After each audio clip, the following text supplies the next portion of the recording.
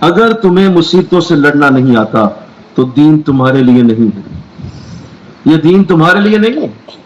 اور اگر تم آرام ہی چاہتی ہو، ریسٹ ہی چاہتی ہو، اور اگر تم چاہتی ہو بس آسانی اور سکون سے زندگیاں گزر جائیں، تو جنتیں ان لوگوں کو کہاں ملی ہیں؟ جاؤ جا کے دیکھو جنت کا حال کیا ہے۔ قرآن میں اللہ نے فرمایا، اللہ قرآن میں واضح لکھتا ہے کہ تم ہم سے مفت میں جنت لے جاؤ گے؟ کیا اتنا بڑا انعام ہم تمہیں یوں ہی دے دیں گے؟ کیا ایسے ہی عطا کر دیا جائے گا؟ یہاں تو میٹرک کیا کرنے کے لیے بچے کو راتوں کو جاگنا پڑ جاتا ہے، بچے کو کئی کئی محنتیں کرنی پڑتی ہیں، خون سکھانا پڑتا ہے، تب میٹرک کی چھوٹی سی ڈگری ہاتھ آتی ہے۔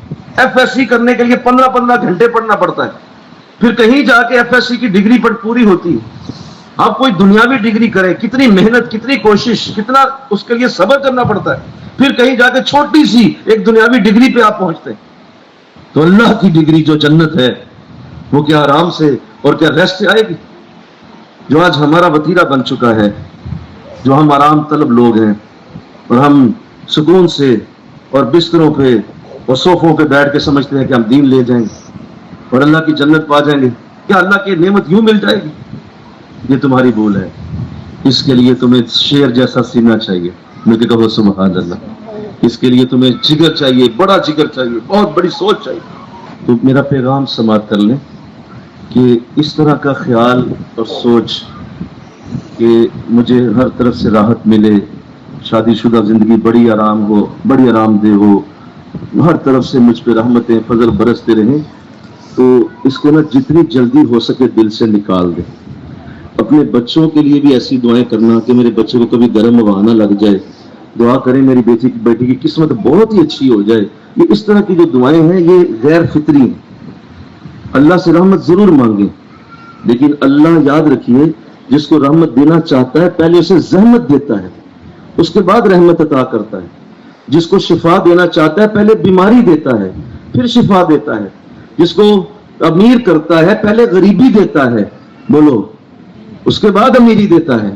جس کو وہ رحمتیں اور اس کو کھلا ذہن دیتا ہے پہلے مایوسیاں دیتا ہے، اس مایوسیوں کو پھر وہ کھلے ذہن میں بدلتا ہے۔ تو بیٹا یہ اپنے ذہن کو ذہن سازی کرو، شعور کو بلند کرو، اس طرح کا انداز چھوڑ دو کہ میرے لیے ہر طرف سے آسانیاں کا، اور حضور دعا کر دیں یہ ہو جائے، حضور ایسا ہو جائے، ایسا ہو جائے۔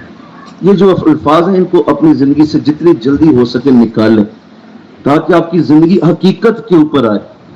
اور دیکھیے کہ جب وہ واقعہ پیش آیا کہ جو ہے وہ حضرت ابو علی سینا رحمۃ اللہ علیہ، بہت بڑے بزرگ، بہت بڑے اللہ والے، اور خاص طور پہ حضرت خلیفہ ہارون رشید ان کے دور میں، کہ وہ خلیفہ جو ہے وہ رات کو سویا ہوا تھا اپنے محل میں کہ اچانک دیکھتا ہے آواز آتی ہے کہ کچھ چھت پہ جیسے چل رہا ہے۔ تو حیران ہوا کہ اس رات میں آخری پہر میں چھت پہ کون چل رہا ہے؟ اٹھ کے اوپر گیا تو ایک شخص دیکھا جو چھت پہ دوڑ رہا تھا۔ اسے پوچھتا ہے کہ یہ تو کیا کر رہا ہے، اور اس بادشاہ کے محل کی چھت پہ تو کیسے چڑھ گیا؟ تو وہ شخص کہنے لگا میرا اونٹ گم ہوا ہے، تو میں اونٹ کی تلاش میں آپ کی چھت پہ چڑھا ہوا ہوں اور اونٹ ڈھونڈ رہا ہوں۔ وہ کہنے لگا بھائی عجیب آدمی ہو کہ اونٹ جو ہے وہ تو گلیوں میں ہوگا نا، وہ تو نیچے ہوگا کہیں، تم چھت پہ چڑھ کے اونٹ ڈھونڈ رہے ہو؟ تو وہ شخص کہنے لگا حضرت آپ بھی تو نرم بستروں پہ اللہ ڈھونڈتے رہتے ہیں، اگر نرم بستروں پہ اللہ مل جائے تو مجھے بھی اونٹ چھت پہ مل ہی جائے گا۔ تو یہ کچھ ہمارا حال ہے۔ ہم یہ چاہتے ہیں، ہم چاہتے ہیں کہ بس تسبیح ٹھنڈے ٹھنڈے تھا پھیرتی رہا اور مجھے سب کچھ ملتا جائے۔ ایسا نہیں ہوتا، یہ انداز نہیں ہوتے، اللہ ایسا نہیں کرتا۔ قرآن میں اللہ نے واضح کر دیا وَلَنَبْلُوَنَّكُمْ بِشَيْءٍ مِّنَ الْخَوْفِ وَالْجُوعِ وَنَقْصٍ مِّنَ الْأَمْوَالِ وَالْأَنفُسِ وَالثَّمَرَاتِ۔ سنو میں تمہیں آزماؤں گا، خوف دے کر، مالوں کا نقصان، جانوں کا نقصان، میں تمہارے کھیتیوں کا نقصان، میں تمہارے دیے ہر طرف سے پریشانیوں کا نقصان کا معاملہ بنا کے آزماؤں گا۔ وَبَشِّرِ الصَّابِرِينَ، اور اس کے بعد میں تمہیں خوشخبری بھی عطا کر دوں۔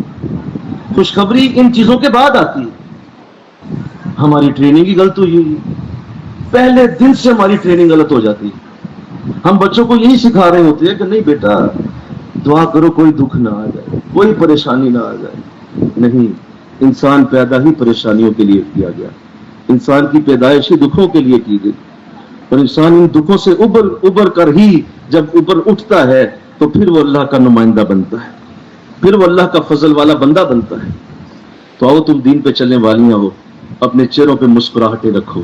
میں ابھی حرم میں تھا، جب مجھے حضور کی طرف سے پیغام ملا تھا کہ اپنے بچوں سے کہہ دیجئے کہ مجھے اداس چہرے پسند نہیں ہیں، یہ تمہارے چہروں پہ جو اداسیاں ہیں یہ مجھے اچھی نہیں لگتی، اس لیے کہ تم میری امت ہو، تم میری امت ہو، اور میں ایسا رسول ہوں اللہ کا کہ میں اللہ کی بارگاہ سے تمہارے لیے ایسی ایسی نعمتیں لوں گا کہ تمہارے چہروں پہ میں آج ہی مسکراہٹیں دیکھنا چاہتا ہوں۔ لہٰذا ہمیشہ ان دکھوں پہ مسکرایا کریں، ان پریشانیوں پہ مسکرایا کریں جو آپ کی زندگی میں آ جائیں، تو اللہ کا شکر ادا کریں کہ اللہ نے آپ کو آزمائش کے قابل سمجھا، اللہ نے اس قابل سمجھا کہ آپ کو کچھ دینے والا ہے، وہ اللہ نے اس قابل سمجھا کہ کچھ اللہ آپ کو عطا کرنے والا ہے۔